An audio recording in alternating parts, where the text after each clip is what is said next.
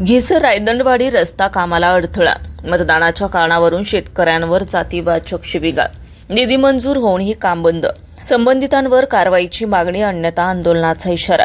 वेले तालुक्यातील घिसर ते रायदंडवाडी या मार्गावरील इजिमा 90 आणि ग्राममार्ग रस्त्याच्या कामाला काही स्थानिक शेतकऱ्यांनी अडथळा निर्माण केल्याची घटना समोर आली आहे। सदर रस्ता कामासाठी आमदार शंकरभाऊ मांडेकर यांच्या माध्यमातून सुमारे 85 लाख रुपयांचा निधी मंजूर करण्यात आला असून सध्या काम प्रगतीपथावर आहे।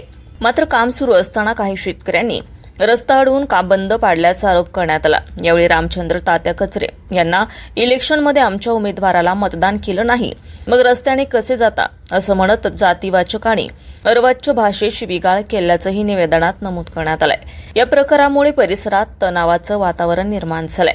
घटनेची गंभीर दखल घेत जिल्हा परिषद सदस्य अमोल शेठ नलावडे, राष्ट्रवादी काँग्रेस तालुकाध्यक्ष किरणभाऊ राऊत, पंचायत समिती सदस्य संदीपभाऊ खुटवड, अंकुश अण्णा दसवडकर यांनी तहसीलदार श्रीनिवास ढाणे, वरिष्ठ पोलीस निरीक्षक किशोर शेवते तसेच गटविकास अधिकारी संजय ढमाळ यांना निवेदन देत संबंधितांवर तात्काळ कारवाई करण्याची मागणी केली आहे। यावेळी जर योग्य ती कारवाई झाली नाही तर समाजाच्या वतीने तीव्र आंदोलन छेडले जाईल असा इशाराही देण्यात आलाय।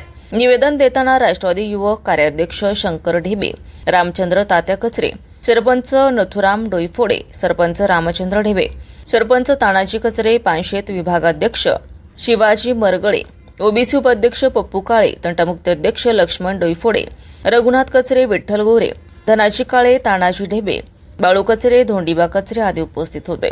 दरम्यान प्रशासनाने या प्रकरणाची चौकशी करून रस्ता काम सुरळीत सुरू करण्यासाठी आवश्यक ती पावले उचलावीत अशी मागणी स्थानिकांकडून होत आहे। SR24 न्यूज, वेले।